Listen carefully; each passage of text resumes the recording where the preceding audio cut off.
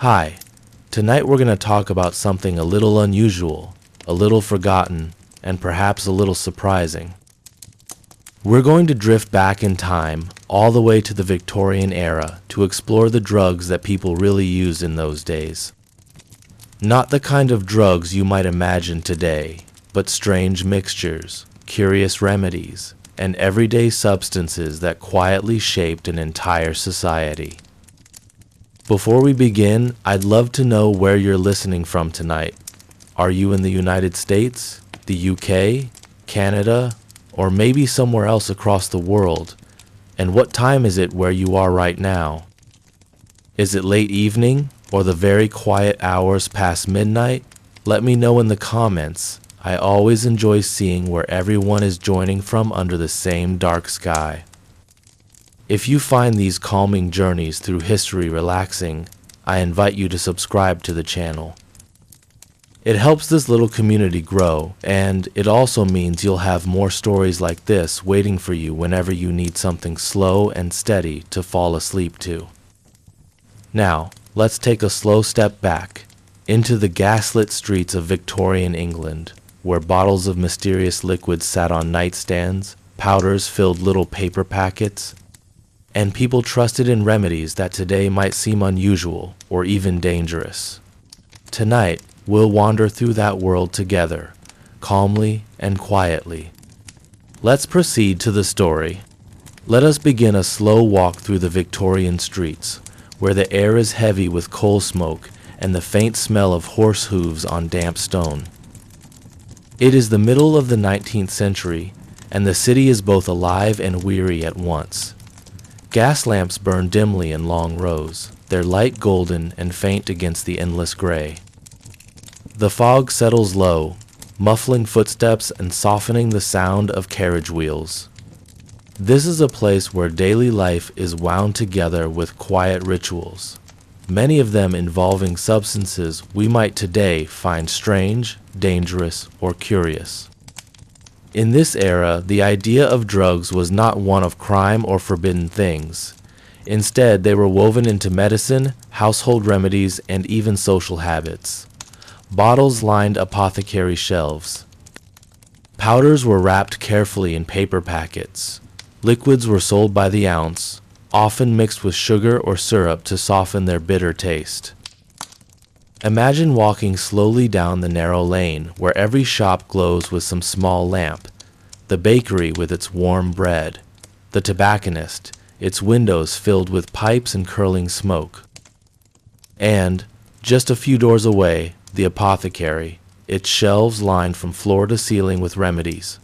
Some are harmless herbs, dried chamomile, mint, lavender. Others are liquids with names that roll strangely off the tongue: laudanum, chlorodyne, tincture of opium. The apothecary stands as both healer and merchant.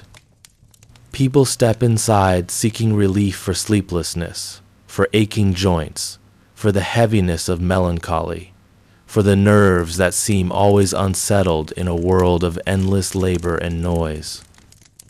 The bottles, stoppered with cork, promise some form of ease, some form of release. Let us pause there for a moment, just inside the doorway of that apothecary. The light is dim. Dust settles on the wooden counter. Behind the apothecary stand the shelves, stacked neatly with rows of glass jars, some filled with powders of deep earthy color, others with translucent liquids. Labels written in careful handwriting describe their contents. Many of these substances will become the characters in our story tonight. Laudanum is perhaps the most famous. It is a mixture of opium dissolved in alcohol, dark and bitter. In the Victorian mind, it is not a vice but a remedy, prescribed for sleepless nights, restless children, persistent coughs, and the sorrow of grief. Mothers gave it to infants who cried through the night, believing it a gentle soother. Physicians prescribed it for depression, for nervousness, for pains both sharp and dull. Writers and poets described it with both devotion and despair. It was at once a comfort and a chain. drawing people back again and again to its quiet, heavy embrace. Opium itself traveled a long road to reach these shelves. Cultivated in far-off fields, carried in ships across seas, it arrived in Britain as both medicine and commodity. In the small glass vials of the Victorian household, it took the form of tinctures, powders, and lozenges. It was taken not with fear, but with trust, for the world had not yet drawn the sharp line between medicine and narcotic. You can imagine a mother, in her narrow terraced home, rocking her child in the late hours of the evening. The candle flickers low, the room is close and quiet. She pours a few drops of laudanum into a spoon, mixes it with water, and gently gives it to the restless infant. Soon the crying fades. The night grows still. She believes she has offered kindness. She does not know that this kindness comes with risk. Step outside again into the fog. Walk slowly toward the broader street where carriages roll past. Here, another shop waits, one less quiet. The tobacconist. In Victorian times, smoking was not yet the common daily habit it would later become, but tobacco was steadily spreading through society. Pipes were the favored method, clay or briar, long-stemmed or short. The smoke drifted out of pubs and parlors, mingling with the coal smoke of the streets. For many, tobacco was both a comfort and a ritual, filling the long hours of labor with small pauses of relief. But tobacco was not the only smoke in the air. Some smoked opium as well, though this practice was more closely tied to the ports, to sailors, and to those who came into contact with the Chinese communities where opium smoking had deeper roots. The sight of an opium pipe, the slow burning of the drug, the curling sweet smoke, belonged to the hidden corners of the city. Newspapers and pamphlets would later sensationalize these opium dens, painting them as dark and mysterious, though the reality was often quieter, smaller, more ordinary than the stories suggested. For the common citizen, opium was more often swallowed than smoked. It lived in the amber bottle rather than the pipe. Still, the whisper of opium smoke lingered in the imagination of the Victorian world, adding to its sense of the exotic and the forbidden. Walk further now, into the home of a wealthier household. Here, in a parlor lit by many lamps, medicine looks different. The shelves are better stocked, the remedies more refined. Here you might find morphine, distilled from opium and considered a more precise, more scientific treatment. Morphine came into wider use in the 19th century, especially once the hypodermic syringe was invented. Injections promised targeted relief from pain, quicker and more effective than tinctures taken by mouth. To the Victorians, this felt like progress, a step forward into modern medicine, yet morphine carried with it the same risks of dependence and addiction, though these risks were poorly understood at the time. Picture a gentleman, perhaps suffering from the gout that plagued many of his class, sitting in a heavy chair as a physician prepares an injection. The needle, still a relatively new tool, gleams in the lamplight. The fluid enters the bloodstream. Pain eases. The gentleman sighs with relief. He believes he has stepped into the future of medicine. The dangers remain unseen, quietly waiting. Alongside opium and morphine, another substance held an important place in Victorian life: chloroform. It entered the scene as a wonder of modern science, used in surgery to render patients unconscious. For the first time, operations could be performed without screams, without the thrashing of limbs held down by assistants. Chloroform spread quickly, praised for its miraculous power. Even Queen Victoria herself used it during childbirth, giving it the royal seal of approval. To the people, this was proof of its safety and promise. Chloroform became a symbol of progress, even as questions of dosage and danger lingered in the background. Other remedies, too, filled the shelves. Cocaine, at first hailed as a stimulant with remarkable powers, found its way into tonics and even into the earliest formulations of beverages. It was used for exhaustion, for melancholy, for a lack of energy. Doctors recommended it without hesitation, seeing in it the spark of vitality. To chew a coca leaf or sip a tonic was to join in the promise of modern science. Let us slow the pace now and sit within a modest home where the family gathers at the hearth. The father coughs, the mother complains of sleeplessness, the children fidget with nervous energy. The small collection of bottles on the mantelpiece offers an answer to each of these troubles. A spoonful of syrup quiets the cough. A few drops of laudanum ease the nerves. A little powder settles the stomach. Remedies are simple, trusted, and immediate. Life moves forward with these bottles as quiet companions. The Victorian mind did not separate medicine from daily life. Drugs were not feared as illicit, but welcomed as tools for survival. Pain was constant, illness common, and medical understanding limited. In this world, the line between cure and danger was thin, often invisible. Yet people accepted what was offered, for the promise of relief was too precious to question. As you drift further into this world, you begin to see that the Victorian relationship with drugs was not one of rebellion or thrill-seeking. It was one of need, of trust, and of habit. Each substance carried its place in the rhythm of life. From the factory worker who took laudanum for aching muscles, to the mother soothing her child, to the gentleman receiving his morphine injection, to the surgeon preparing chloroform, drugs shaped the Victorian experience quietly, steadily, and almost invisibly. Now, as we leave this first chapter, we stand at the threshold of understanding. The Victorian era was a world lit by gaslight and shadowed by smoke. It was a world where bottles of dark liquid and powders in paper packets promised ease from the burdens of life. A world where science, commerce, and habit intertwined, creating a culture of remedies that feels both familiar and foreign. Rest here for a while, imagining those narrow streets, those dimly lit rooms, those shelves of bottles and jars.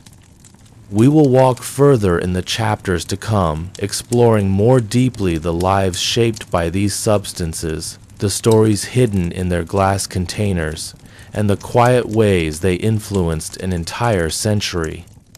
The city outside is restless, with the sound of wheels on cobblestones and the distant call of street vendors. But inside, life is slower, quieter, measured by the crackle of a fire and the steady ticking of a clock.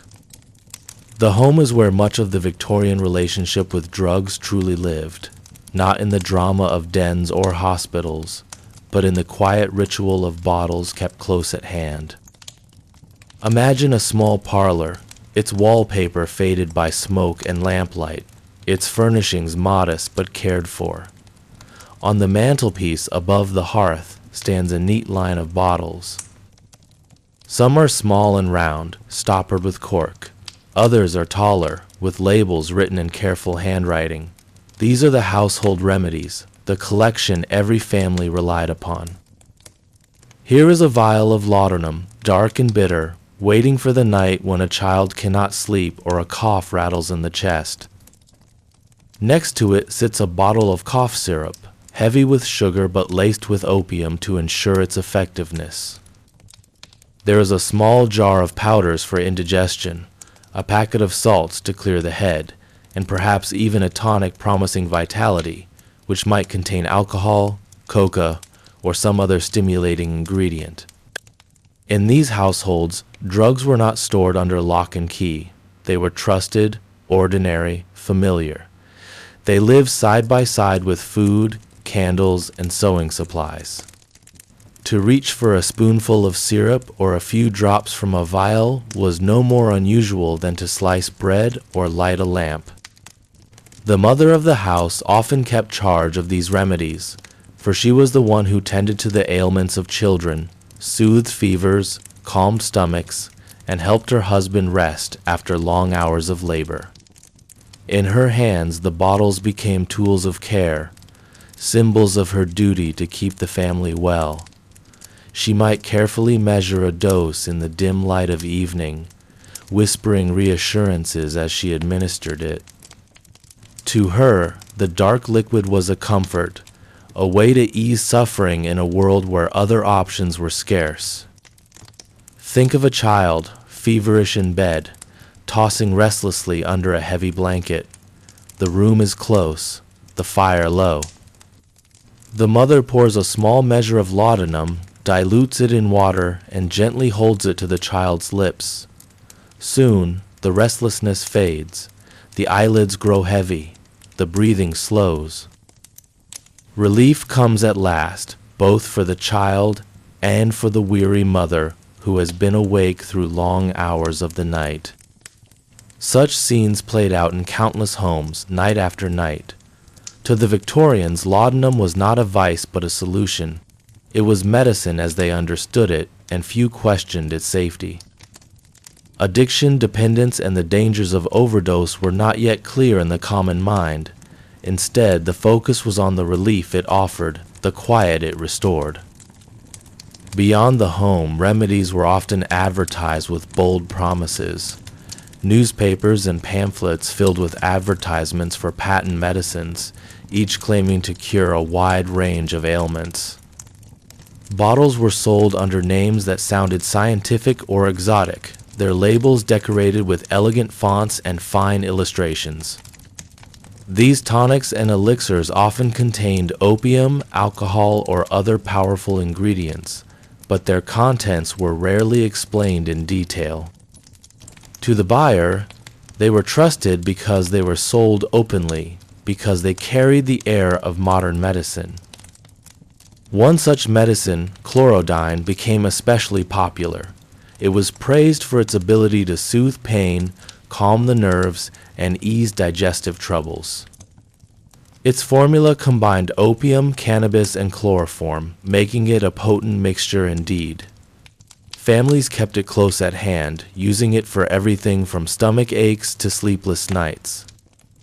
To modern eyes, such a mixture would appear alarming, but to the Victorians, it was another trusted bottle on the household shelf, another answer to life's daily discomforts.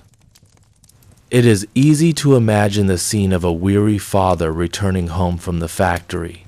His muscles ache, his head pounds from the noise and smoke. He sits heavily in his chair as his wife prepares a small dose of medicine. The bitter liquid burns as he swallows, but soon his pain eases, his body relaxes. For a little while, the world feels bearable again. This cycle repeated itself across classes and occupations. For the wealthy, the bottles might be more refined, purchased from a respected chemist with polished counters and gleaming jars. For the poor, they might come from a street vendor or a small shop, cheaper, perhaps less carefully prepared, but still trusted. In both cases, the reliance on these substances was the same. In rural homes, where access to physicians was rare and expensive, remedies carried even greater importance. The apothecaries' bottles might travel miles to reach a small cottage, carried in the bag of a traveling seller or sent by post. Once received, they were treasured and used sparingly, reserved for moments of true need. A bottle of laudanum in a rural household might last for months, even years, dispensed drop by drop. Children, too, grew up with these remedies as part of their world. From infancy, they were given soothing syrups that contained opium. These syrups promised quiet nights for parents and peaceful sleep for babies.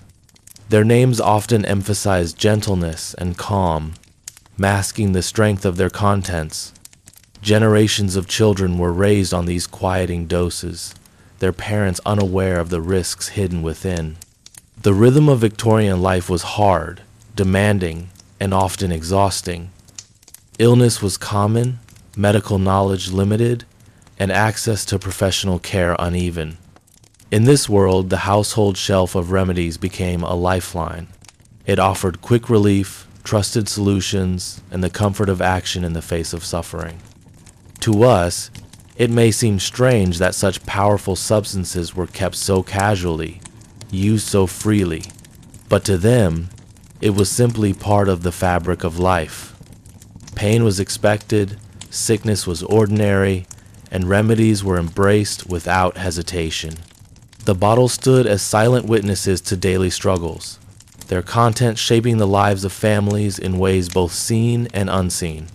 As you sit with this picture, let your mind drift to the slow tick of the Victorian clock, the dim flicker of the lamp, the quiet presence of those bottles on the mantelpiece. Each one holds a story, a chapter in the history of medicine, a glimpse into the ways people sought comfort in a world without modern cures. And as this chapter draws to a close, rest for a moment in that quiet room. The fire glows softly, the family settles into stillness, and the remedies wait on the shelf, ready to be called upon once more. In the chapters ahead, we will walk further into this world, exploring the wider patterns of use, the rise of new substances, and the lives of those who lived in their shadow. For now, stay with the calm of this household, where the bottles rest in silence, reflecting the hopes and fears of an era. Step with me now out of the home and back into the streets, where a particular doorway draws the curious eye. The sign above it reads simply apothecary. The word carries weight in the Victorian world, for it is here that medicine, mystery, and commerce meet under one roof. Push open the wooden door and a small bell rings gently overhead. The scent of herbs, dust, and alcohol fills the air. The light is dim, filtered through windows that are often streaked by fog or smoke from the streets outside. Behind the counter stands the apothecary himself, a man dressed in dark clothes with spectacles perched on his nose. He is part healer, part merchant, part chemist, and part confidant. The shelves that line the walls rise high, packed with jars, bottles, and boxes. Each container bears a label written in fine handwriting describing powders, tinctures, and syrups with names both familiar and strange. Chamomile, valerian, peppermint. Laudanum, morphia, tincture of opium.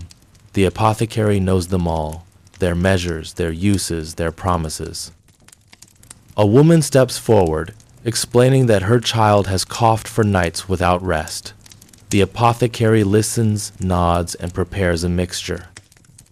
He selects a bottle, measures a dark liquid into a small vial, and instructs her to give the child a spoonful before bed.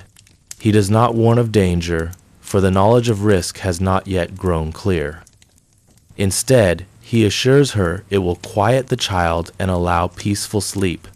She leaves with gratitude, clutching the remedy as though it were a blessing. Next comes a man with pale skin and tired eyes. He speaks of sleepless nights, of worry that will not leave him. The apothecary suggests a few drops of laudanum before bed. He pours carefully into a small bottle, wraps it in paper, and writes instructions with a steady hand. The man thanks him, hopeful for relief. So the rhythm of the apothecary's shop continues, day after day. People arrive with troubles, the apothecary offers solutions, and bottles change hands. Each exchange is ordinary, almost routine. And yet, each bottle carries within it the power to soothe, to alter, and sometimes to bind a person into quiet dependence. Look closer at the jars on the shelves. Some contain dried plants, their leaves brittle and fragrant. Others hold powders of chalk, charcoal, or sulfur. But the most sought-after remedies are those drawn from stronger sources. The opium tinctures, the morphine injections, the chlorodyne mixtures, all promising quick and certain relief. One of the most striking things about the apothecary's shop is the blending of old and new. Ancient herbs sit beside modern chemicals. Remedies passed down from centuries stand beside substances discovered only recently by scientists. To the Victorian mind, this mixture feels natural, for they see themselves as standing at the crossroads of tradition and progress. The apothecary embodies that balance, offering both the wisdom of the past and the promise of the future. The walls of the shop echo with quiet conversations. A mother asking for soothing syrup for her baby. A laborer requesting something to ease his aching back after long shifts in the factory. A gentleman inquiring about morphine for his gout. Each customer speaks of suffering, each leaves with hope in hand. The apothecary provides not only medicine, but also comfort, the reassurance that something can be done. Let us pause to imagine the small details. The scrape of a spoon as the apothecary measures powders, the soft cork pulled from a bottle, the faint clink of glass as vials touch. The smell of alcohol mixed with herbs, the quiet scratching of a pen as he writes instructions. These are the sounds and scents of Victorian medicine, familiar to all who entered such shops. Outside, advertisements encourage people to trust in patent medicines. But inside the apothecary, remedies are measured and prepared by hand.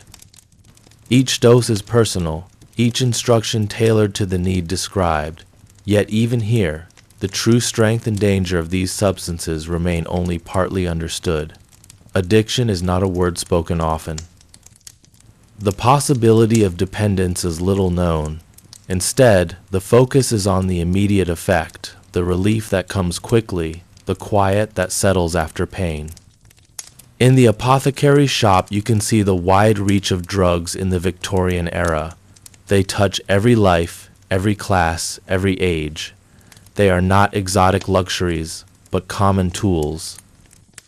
They are present in the hands of mothers, laborers, gentlemen, and children. They shape the rhythm of daily life quietly, steadily, and invisibly. Imagine the apothecary himself at the end of the day. He closes his shop, extinguishes the lamps, and sits at his desk. He writes in his ledger the remedies he has sold, the payments received. Perhaps he reflects on the people he has helped. Perhaps he wonders about those who return again and again, seeking more of the same. Perhaps he suspects that some are not merely seeking relief, but something deeper, a dependence that grows quietly. Still, his work continues, for in his world, to provide relief is the highest duty. The apothecary's shop is a mirror of Victorian society. It shows a world where drugs are woven into ordinary life, where pain and illness are met with bottles and powders, where relief is sought in substances that would later be feared. It is a place of trust, of habit, and of quiet consequence. As this chapter draws to a close, rest for a moment in that dim shop. Hear the faint echo of footsteps on the wooden floor. Smell the blend of herbs and spirits in the air. See the rows of bottles glinting faintly in the gaslight. Each one holds a fragment of history, a glimpse into the ways Victorians lived, suffered, and found relief. We will step further still in the chapters to come, exploring not only the remedies themselves, but also the wider culture that embraced them, the stories of those who used them, and the shadow they cast across the century. For now, let the apothecary's shelves fade slowly into the quiet of memory, as the city outside hums faintly in the fog. The streets of a Victorian town had their own rhythm, their own music of wheels on cobblestones, the calls of vendors, and the sound of boots passing along narrow lanes. Among the many shop fronts that lined these streets, few caught the eye quite like the chemist's window. To the modern visitor, it might have looked almost magical, a display of colored glass bottles, polished wood counters, and mysterious powders waiting to be measured with steady hands. It was here that many ordinary men and women found both their relief and their risk, for the chemist was more than a seller of soap or candles. He was the gatekeeper of drugs that soothed, numbed, and sometimes destroyed. Step closer now. The shutters are open, and the morning light glances across the window. Behind the glass stand rows of bottles filled with liquids in shades of amber, cobalt, and emerald. They were not always filled with medicine. Some were only for decoration, a way to suggest knowledge and power, but others held tinctures of opium, laudanum, and chloral. It was not unusual for a passerby to stop and gaze at them for a moment, wondering if some relief waited inside. Perhaps a mother with a restless child paused to think of the promise of a few drops in a spoon. Perhaps an old man, his joints aching with the damp, considered how a draught might carry him into a night of uninterrupted sleep. The door creaks open, and we step inside. The smell is unmistakable, a mixture of herbs, alcohol, camphor, and the faint sweetness of powders that cling to the air. The shelves are lined with jars and boxes, many carefully labeled, though others sit in plain wrappers known only to the man who measures them. The chemist wears his waistcoat neatly buttoned, his sleeves rolled just enough to keep the cuffs clear of powders. He greets each customer with calm politeness, and then listens, for listening is as much a part of his trade as mixing. One woman leans across the counter and whispers about her nerves. Her voice is soft, almost ashamed. She has trouble sleeping, she says, and sometimes her heart beats too quickly. The chemist nods, and with careful movements, he measures a tincture of laudanum, a dark liquid that slides into a small bottle. He wraps it in paper, ties it with string, and passes it across. No one asks too many questions. The woman will return in a week, perhaps sooner, for sleep rarely stays long when bought this way. Another customer enters, a laborer whose face is lined with fatigue. He speaks of pain in his back, a result of lifting more than his share of bricks and timber. The chemist suggests a powder of morphia, a preparation that will dull the ache. It is measured with scales that look almost delicate, each grain balanced as if it were gold. To the man who receives it, the powder is more precious than coins, for it promises a day when the work can be done without constant agony. So it went, day after day, in shops across Victorian Britain. The chemist's counter was a meeting place of quiet suffering and private hopes. Customers did not always speak loudly about their needs. They often leaned close, speaking in low tones, for there was still a sense of shame around the use of certain drugs. Yet at the same time there was trust, even expectation.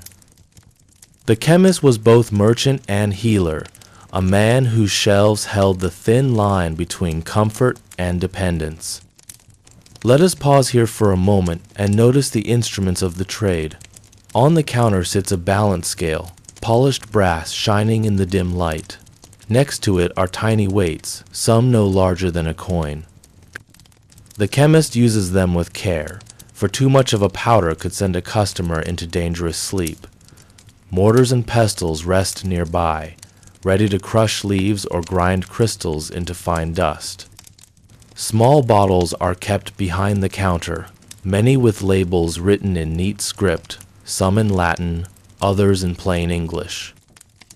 Behind all of this is a large ledger in which each sale is recorded, though not always with the detail that might satisfy later generations of doctors. A line may simply read tincture for sleep or drops for pain. It is important to remember that regulations were loose in this age. Some towns required chemists to keep records, but many did not. Children could walk into a shop with a note from their mother and leave with enough laudanum to quiet an entire household. Men and women alike purchased powders and draughts with little thought of consequence. The chemist, though trained, was not a physician, and yet he was often the first stop for those who could not afford the fee of a doctor's visit. In this way, the pharmacy became a place of both healing and risk, a doorway into the world of Victorian drugs. Step outside again, and let the door close gently behind us. From the street, we can watch more customers approach, each with their private reasons. Some come openly, chatting with neighbors as they enter. Others slip in quietly, glancing around as though fearful of being seen. Inside, they will leave with small packets of powders, bottles wrapped in paper, or lozenges to suck slowly during the night. The chemist himself may not think much of it. He is simply doing his trade. But we, with our distance in time, can see the larger picture forming. Each bottle sold is a thread in the fabric of a society where drugs were both ordinary and extraordinary, part of daily life and yet shaping it in ways not always understood. The pharmacy window glows in the afternoon sunday.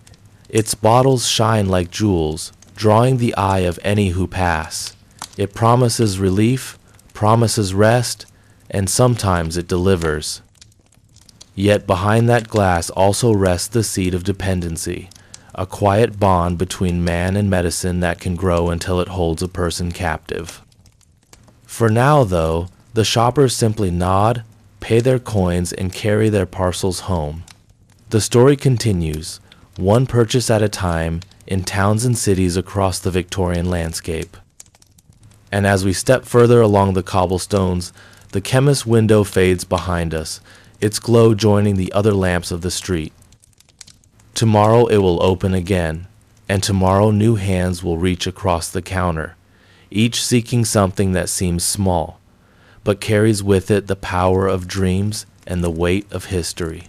The Victorian home, so often portrayed in sepia photographs as a quiet place of hearth and lace curtains, was not always as serene as the images suggest. Within those walls, illness often lingered, and remedies were close at hand. Among the most trusted, most feared, and most commonly relied upon was a dark, bitter liquid known as laudanum. To us today, it may sound like something hidden in the locked cabinet of a hospital ward, but in the 19th century it was kept on the bedside table, within reach of mother, father, child, and even the weary servant who might need a dose. Laudanum was, quite simply, opium dissolved in alcohol. It was usually prepared by steeping powdered opium in brandy or wine until the narcotic resin had thoroughly infused the liquid. Apothecaries, doctors, and even some households made their own, but by the mid-Victorian years, the pharmacy shelves were full of commercial bottles with neat paper labels that promised relief.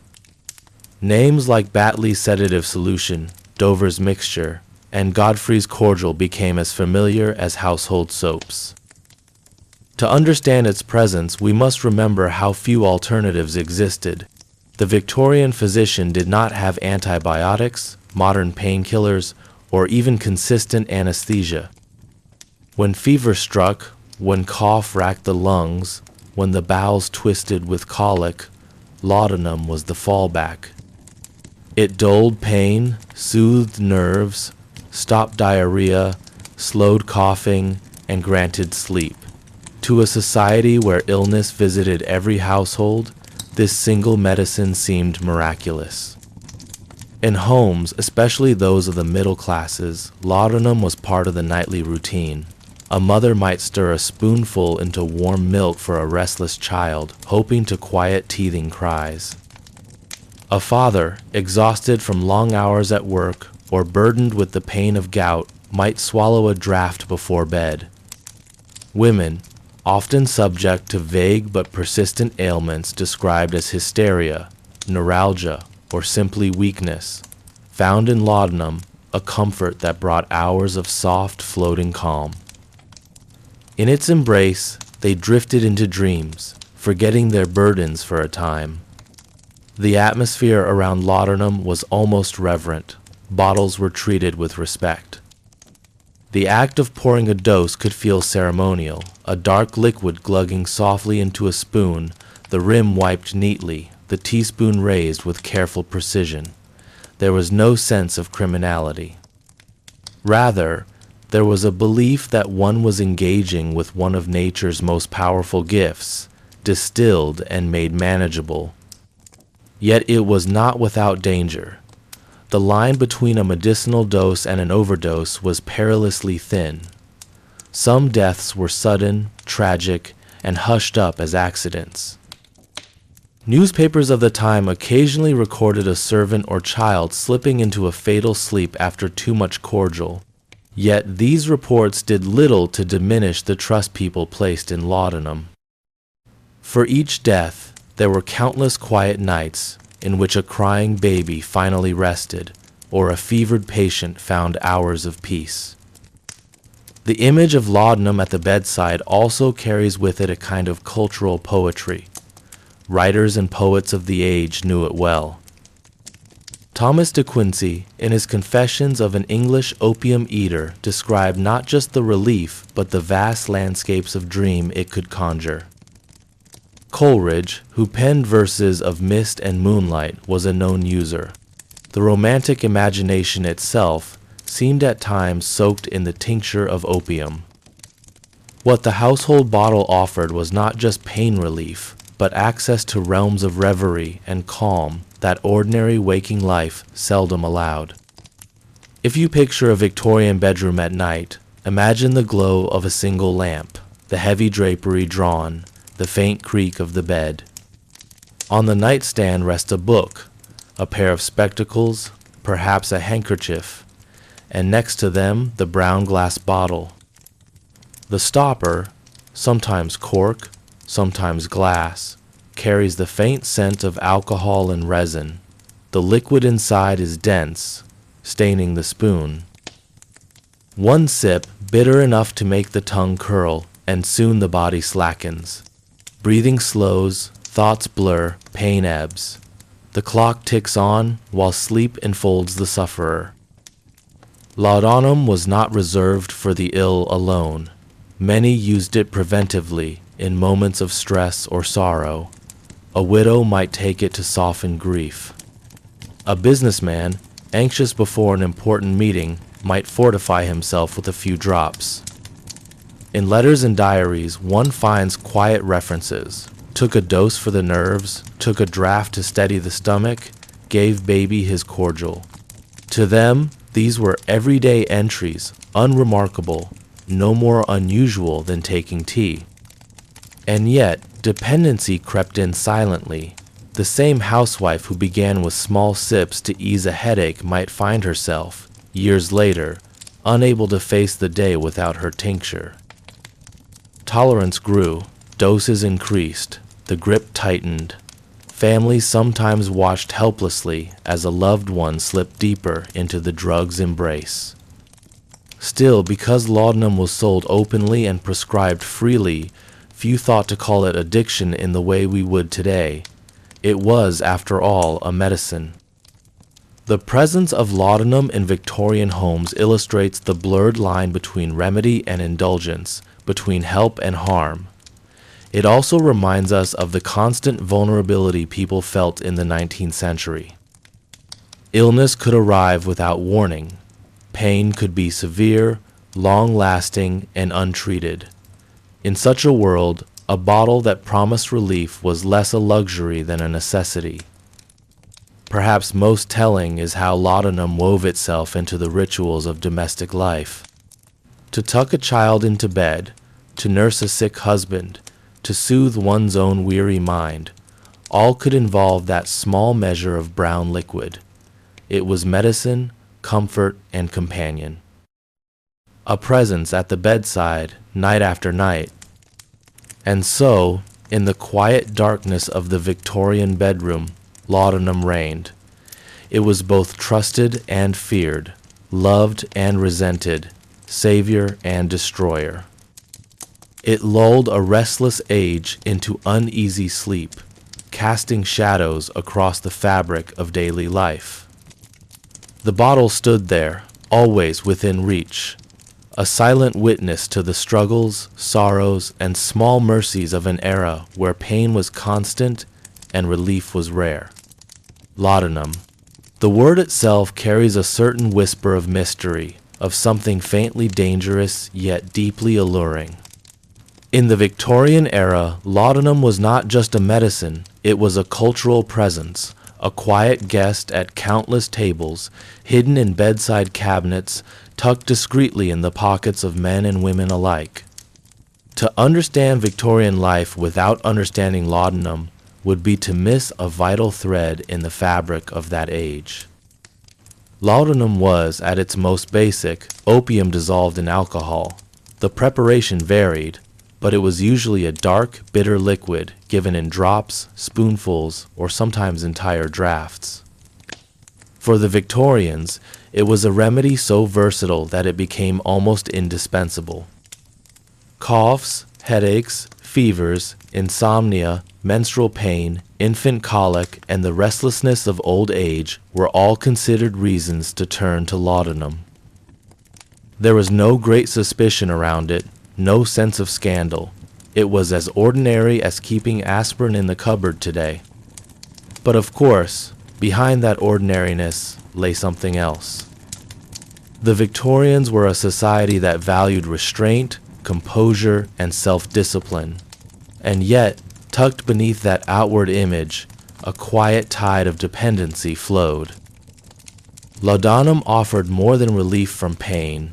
It offered escape, dreamlike calm, and moments of respite from the grinding anxieties of industrial life. If you close your eyes, you can picture it. A Victorian sitting room, heavy curtains drawn against the soot-filled city air, the faint ticking of a clock in the corner. A mother, weary from tending to several children, pours a small measure of laudanum into a teacup, swirls it with a little water, and sips. The bitterness curls across her tongue, but within the hour a calm warmth spreads through her body. For a time, the headaches dull, the crying of the children fades into something bearable, and her nerves grow quiet. Or, think of the factory worker, his muscles stiff and aching after 12 hours of labor. He buys a small bottle from the apothecary, unscrews the cork when no one is looking, and lets a few drops fall into his beer. It helps him forget the exhaustion, at least until tomorrow. Doctors themselves were not immune. A physician, anxious under the burden of too many patients and too many deaths he could not prevent, might take laudanum for his own sleepless nights. Writers and poets, too, found it a companion. Some sought inspiration in its dreamy effects, though it often left them trapped in the fog it created. The story of laudanum in Victorian Britain is not one of dramatic scandals or loud warnings. Instead, it is a story of quiet addiction. Families lived alongside it in silence. Households kept their bottles without shame, and for decades, few questioned its place in daily life. The bottles themselves were often small and elegant. Apothecaries sold them in dark glass, sometimes with handwritten labels. Some came from reputable companies like Godfrey's Cordial, which mixed laudanum with sweet syrups to make it more palatable. Many families had their favorite brand, just as we might favor one brand of cough medicine today. The advertisements promised relief, comfort, and rest, and in a way, they delivered. But there was a cost. The body builds tolerance to opium, and laudanum was no exception. The spoonful that once brought calm soon became less effective. Patients took larger doses, sometimes without realizing it. They began to live not only for relief, but for the next sip, and when they tried to stop, their bodies protested with restlessness, pain, and despair. Addiction was rarely spoken of in public terms, but within households, its grip was deeply felt. There are countless quiet stories recorded in letters, diaries, and medical notes. A woman who relied on laudanum for her insomnia found herself unable to function without it, and though she never admitted it to others, she would carefully ration her drops so that the bottle lasted through the week. A father who began with laudanum for his rheumatism grew increasingly withdrawn. his children noticing that he seemed lost in thought, slow to respond, always chasing sleep. Doctors grew aware of the issue, but solutions were scarce. For years, laudanum remained one of the most affordable and accessible remedies, cheaper than many alternatives. Working-class families could purchase it easily, sometimes for pennies, while wealthier households often kept it stocked in more refined bottles. Addiction was not confined to any one class. It touched all levels of society, from the factory floor to the drawing room. The paradox of laudanum lay in its double identity. It was both a medicine and a menace. It could save lives by easing pain, but it could also hollow out lives in its quiet way. And yet, in the Victorian imagination, it was still largely seen as respectable. Unlike alcohol, which could lead to public drunkenness and disorder, laudanum worked in silence. It softened rather than sharpened voices, dulled rather than inflamed passions. It allowed people to keep up appearances, to maintain their composure in a society that prized dignity. Even when writers began to acknowledge its darker side, they did so in ways that reflected its strange allure. Thomas de Quincey's Confessions of an English Opium Eater, published earlier in the century, had already drawn attention to the pleasures and torments of opium. By the later Victorian era, laudanum was woven into novels, appearing as a plot device in mysteries and Gothic tales, symbolizing both comfort and corruption. Readers would recognize it instantly. They knew its presence in real life, after all. It was also given to children. This is perhaps the most shocking detail to modern ears. Teething babies, restless toddlers, and even infants were dosed with soothing syrups laced with laudanum. Parents believed they were helping, sparing their children pain and sparing themselves sleepless nights. The tragic reality, however, was that some children never woke again. Medical journals occasionally carried warnings, and reformers eventually campaigned against the widespread use of such syrups, but for decades it remained common practice. By the later part of the century, the medical community began to confront the issue more openly. Regulations slowly tightened, labels grew clearer, and campaigns warned of the dangers of careless use. Yet laudanum never disappeared entirely. It lingered in households, a shadow of its former prominence, but still available to those who sought it. What is striking about the culture of laudanum in the Victorian era is not just its ubiquity, but the way it reflected the needs of that society. The pace of industrialization was relentless.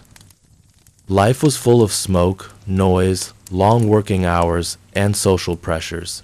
Medicine was still limited in scope, and pain, both physical and emotional, was a constant presence. In that world, laudanum was a refuge.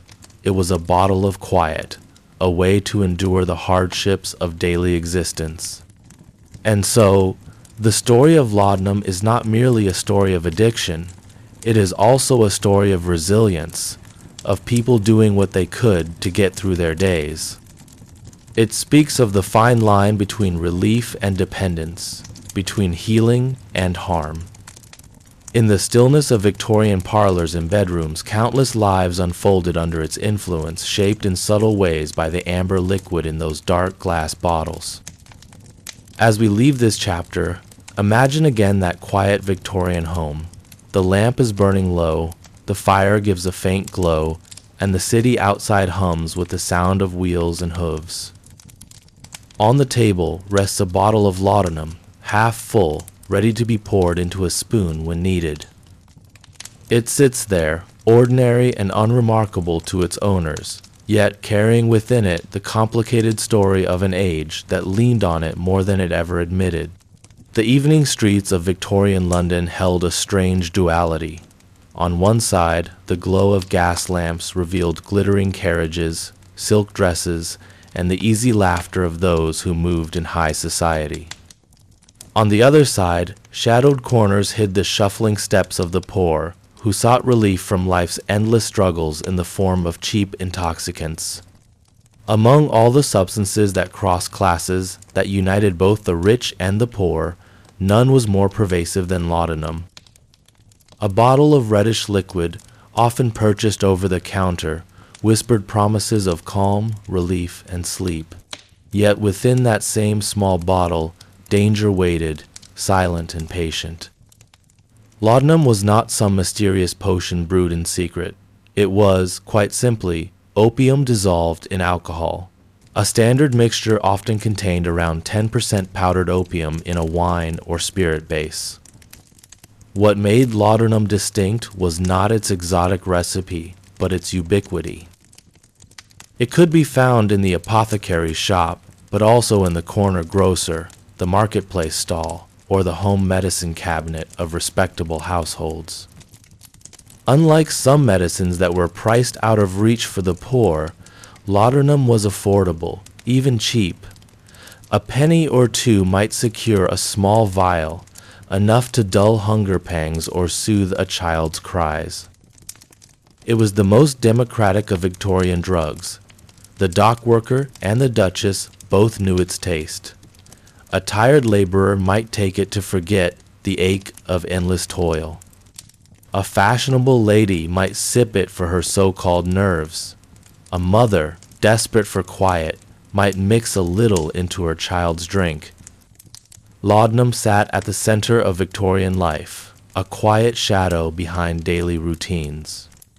When one tries to understand its hold, one must remember the age itself. This was a century of progress, but also of uncertainty. Industrialization brought noise, pollution, and unending work. Medical science was advancing, but doctors still had little to offer for pain beyond opium. Sleep was often broken by worry, by cough, or by noise from crowded neighborhoods. In such a world, laudanum was not seen as sinister, but as a blessing. Writers of the time gave us vivid glimpses into its effects. Thomas de Quincey, in his well-known Confessions, spoke of the dreamy pleasures and the crushing despair of addiction. To him, laudanum was both muse and curse. Other authors, too, mentioned it in passing, almost casually, as though its use were an ordinary detail of daily life. And indeed, it was. The number of bottles sold in Britain during the 19th century reached staggering figures. Estimates suggest that millions of doses were consumed annually. Women in particular were strongly associated with laudanum use. Victorian ideals of femininity demanded delicacy, fragility, and the ever-present possibility of faintness. Doctors prescribed laudanum freely to soothe menstrual pain, to ease childbirth recovery, or simply to calm female nerves. In practice, this often meant that women became some of the most frequent users. The little bottle on the dressing table was as common as a hairbrush or a comb. Gentle sipping became a habit, and habit could grow into need. But women were not alone. Working men, especially those who could not afford strong drink or who wanted something stronger than beer, also turned to laudanum. In rural towns, where doctors were scarce, laudanum functioned as an all-purpose medicine. It quieted stomach cramps, hushed persistent coughs, and relieved the gnawing sensation of hunger when food was scarce. Apothecaries often sold it in large quantities, measured by the ounce, to families who used it as they might use flour or soap. Children, sadly, were among the most frequent victims of laudanum. Patent medicines intended for infants and toddlers often contained generous amounts of opium. Names like Godfrey's cordial, Mrs. Winslow's soothing syrup, and Dolby's carminative were marketed as gentle remedies for teething, colic, or fussiness. Parents, often ignorant of the true strength of these concoctions, relied on them to calm their children, to allow for peaceful nights in crowded homes where silence was rare. The results could be tragic. Overdoses were common, and many small graves filled with the bodies of infants whose cries had been quieted forever. And yet, despite these dangers, Victorian society continued to accept laudanum as ordinary. To many, it was not seen as an addictive narcotic, but as a practical medicine, no different from a headache powder or a tonic for the stomach. Addiction was rarely understood in medical terms, and when it was recognized, it was often treated as a moral failing rather than an illness. Those who fell deeply under laudanum's spell might be whispered about, but they were also pitied. Literary depictions of laudanum reflect this dual view. In novels and poems, it appeared as both solace and peril. Characters sought it for relief, and yet the reader was often warned of the abyss into which dependence could lead. De Quincey's accounts gave the public both a fascination with and a fear of the drug. His soaring descriptions of laudanum dreams carried a strange allure, while his confessions of suffering painted the darker truth. For doctors, laudanum was a versatile and powerful tool. In an era with few effective anesthetics, laudanum was essential for surgery and injury. It dulled pain, relaxed the body, and quieted coughing lungs. Physicians used it for tuberculosis, cholera, dysentery, and nearly every ailment that brought discomfort. It was prescribed so frequently that one might wonder what Victorian medicine would have looked like without it. The drug was woven into the very fabric of treatment, a reliable companion in the physician's black bag. The danger lay in the lack of control. Dosing was uncertain, bottles varied in strength, and patients self-administered without guidance. Unlike today, there were no strict warnings, no standardized regulations. A person might take a spoonful one day and feel relief, then another spoonful the next, gradually building tolerance, unknowingly courting dependence. Addiction crept quietly, with no sudden announcement. What began as comfort slowly transformed into necessity. As the century wore on, voices of concern grew louder. Medical journals began to note the dangers of habitual use. Reports described cases of patients who could not function without their daily draft of laudanum. Some attempted to stop, only to experience terrible withdrawal symptoms: insomnia, sweats, trembling, and deep despair. Still, regulation remained weak, and bottles continued to line the shelves of shops and homes alike. It is important to remember that laudanum's role was not merely medical. It was cultural. It influenced literature, music, and even the pace of life itself. Nights filled with restless sleep were eased by a measured sip. Days made heavy by worry were lightened by its calming effect. In an age when life was hard, laudanum softened the edges. It was woven into poetry and prose, into the lives of the wealthy and the struggles of the poor. By the late Victorian period, reformers began to push for stricter control. The temperance movement, which focused primarily on alcohol, sometimes included opium in its warnings. Journalists exposed the dangers of patent medicines, pointing to child deaths in cases of addiction. Medical organizations began to call for labeling, for some measure of accountability. Yet, even as awareness grew, the bottles remained, still sold, still consumed, still trusted. Looking back, one sees laudanum not as a singular menace, but as a reflection of its age. It was a medicine born of necessity, embraced by a society that had few alternatives for pain and sleeplessness. It offered relief when relief was rare. Its dangers, though real, were not fully understood in their time. For Victorians, laudanum was both blessing and curse, both friend and betrayer. When you imagine a quiet Victorian bedroom, curtains drawn against the foggy night, a small lamp glowing on the bedside table, you might also picture the little bottle.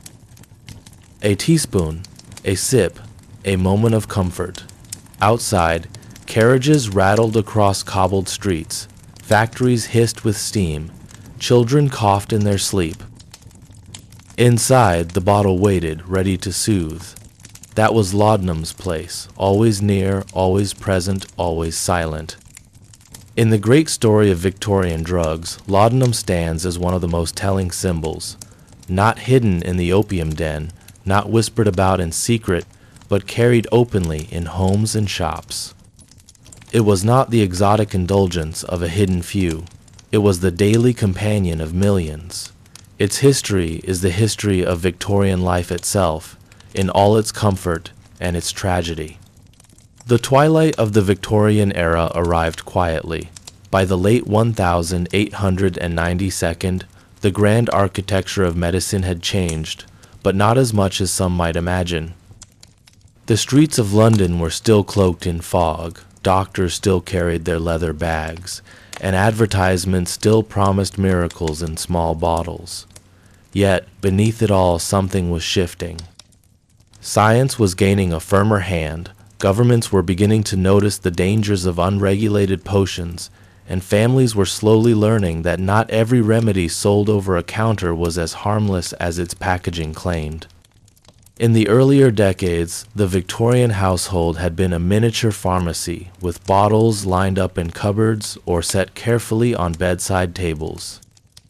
A mother might reach for laudanum when her child cried, and a father might sip from a tonic infused with cocaine before heading off to work. But now, as the century drew to a close, quiet murmurs began to grow louder. Concerns about addiction, concerns about overuse, and concerns about the very trustworthiness of the marketplace could no longer be ignored.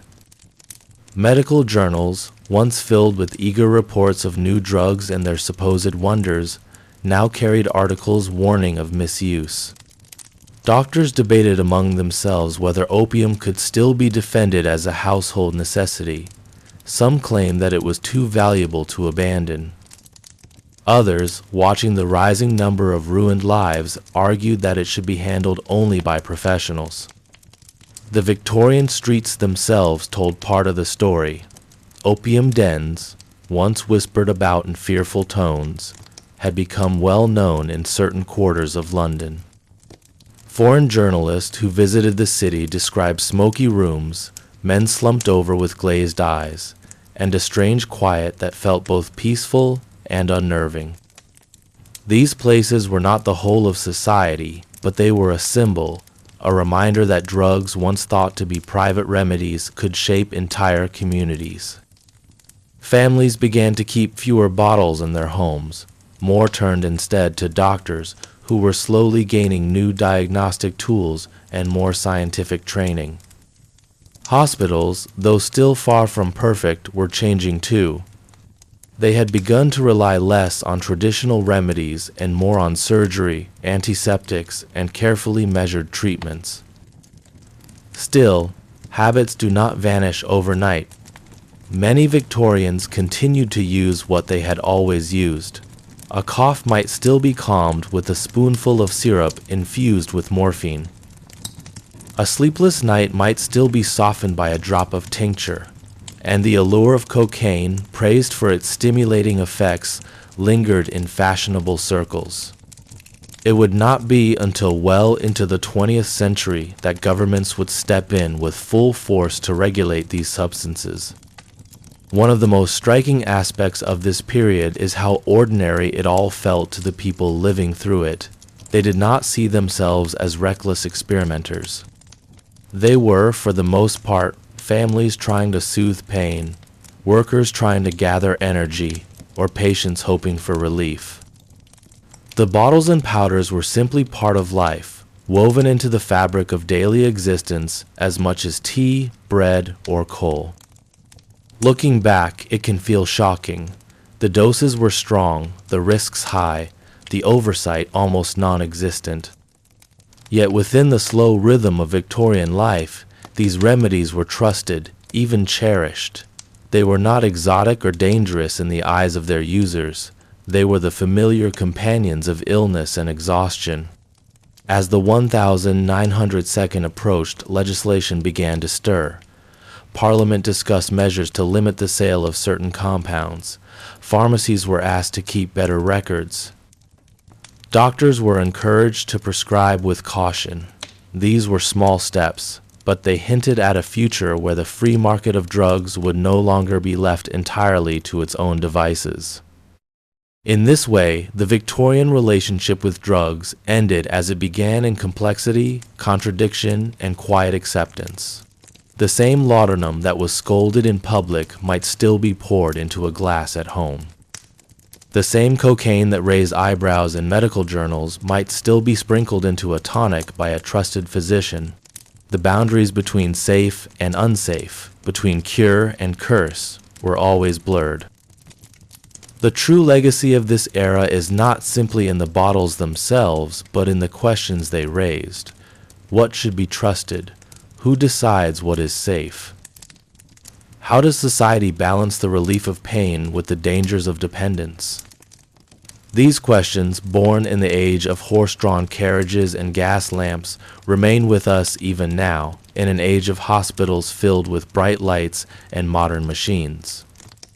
The Victorians lived through a world where remedies were everywhere, powerful and untested. Some found comfort, others fell into shadow. Their story is a reminder that medicine is never only about science. It is also about hope, about desperation, about culture, and about the quiet human need to feel better, even for a little while. And so, as we close this long walk through the Victorian world of drugs, imagine again the gentle clink of bottles in a cabinet, the rustle of advertisements promising relief, and the steady hands of those who poured a few drops into a glass at the end of the day. Their world has faded, but the echoes remain. Thank you for listening tonight, for letting this quiet history keep you company. If you are still awake, I would love to know where you are joining from and what time it is for you right now. Are you listening in the stillness of midnight or in the soft gray of early morning? If you have enjoyed this journey through history and would like more calm stories to drift away to, I invite you to subscribe to the channel. It helps us keep making these long, gentle explorations, and it ensures you will always have something soothing to fall asleep to. For now, let the story rest. Close your eyes, breathe deeply, and let the fading world of Victorian remedies drift quietly into dreams.